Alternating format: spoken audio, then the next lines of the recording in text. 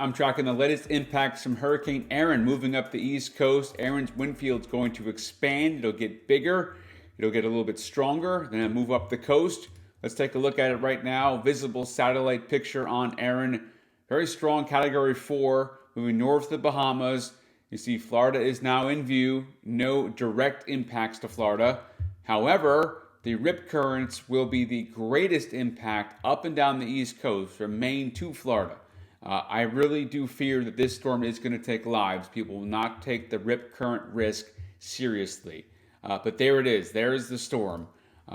Very strong. Now, let's talk about down the road before I get into Erin. So you have here are two waves coming in off of Africa. I don't expect these to really do much right now. Now, it's too soon to say that's completely going to be nothing, but right now the trend is for both those waves to fizzle out, so we'll see. Okay, so the main player here is obviously Erin. North of the Bahamas, moving to the northwest. It is going to just kind of curve a little bit and take the path of least resistance, which I'll show you, which is in between Bermuda and North Carolina. The greatest impacts will be to North Carolina, the Outer Banks. Okay, there will be some flooding, some wind, not a lot of rain. Let's take a look at it right now in more detail. Go ahead and bring up the maps here, show you the forecast track. So here's a look at the wind speed probability. So I'm going to bring this up here. Tropical storm force wind, okay, not hurricane force. Notice here, as this wind field is going to expand, and then here, as the storm is going to take that path of least resistance, okay, right here, continue to go east and southeast of the Maritimes. So it's not going to have direct impact to Canada either, okay? The closest place is going to be the Outer Banks of North Carolina, where the center will be closest to. Now, with tropical systems, it's always the northeast side, though, where the worst impacts were going to be. So obviously, if this goes here, then North Carolina will not get the worst of it. No one will get the worst of it because the northeast side will stay out to sea.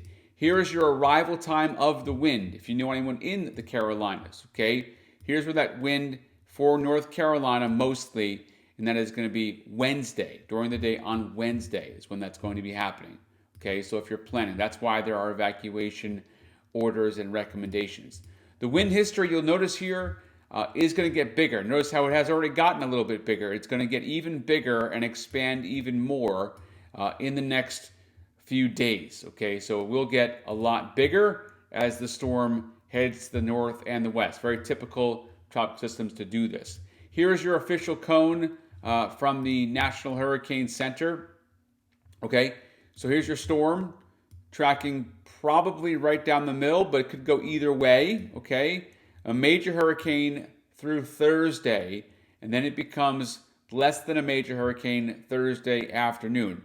Right here where you have that yellow shade, that's a tropical storm watch up for the Outer Banks, okay? The Outer Banks.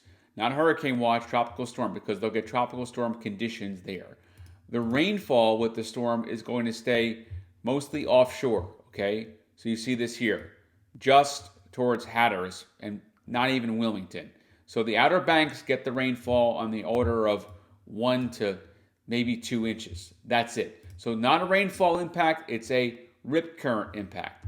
It's a little bit of a surge because it's on the northwest side here. So notice here is your surge in the blue up to 3 feet, okay? That's higher than what is already going to be the wave action, right? So with the normal tide and everything, storm surge, so you're going to add this on to that. Add this on to the normal tides, okay? And you're going to have all of this here in the Outer Banks up to 4 feet of surge. So add the surge on to what you already have, okay? So your storm tide is going to be higher than what you typically see there, obviously. But still, you're on the northwest side, so it's not going to be catastrophic in North Carolina, okay?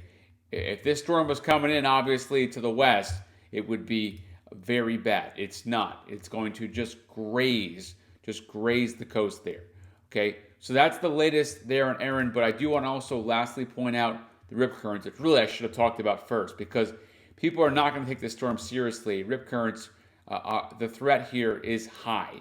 All the way from Florida, from around Miami, all the way up the coast here. And this is for today. This doesn't even factor in tomorrow. Okay, I can bring up tomorrow.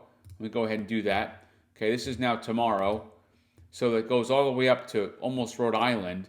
And then into Maine, where there's a moderate rip current. And then it'll go up likely to down east Maine through Wednesday through Thursday eventually. But really, if there are even some rip currents here over towards the Florida Panhandle, and that's how intense things are right now with this storm. Okay, so this storm is going to be significant.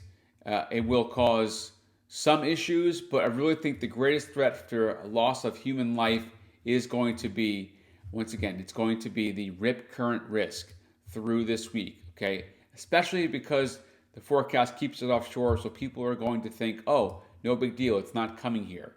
Well, it doesn't have to make a direct impact to have impacts, right? Indirectly, the rip currents will be significant, and it's going to be close enough where the rip currents are going to be extremely deadly,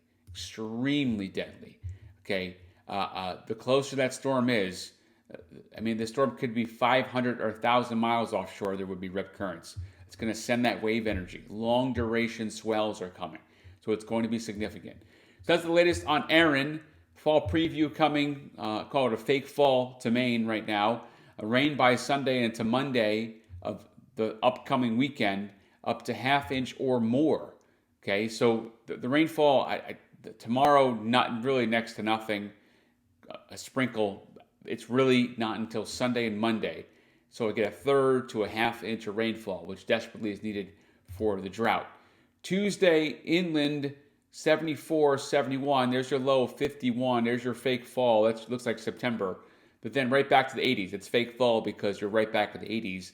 And then here comes the rain Sunday, late into Monday.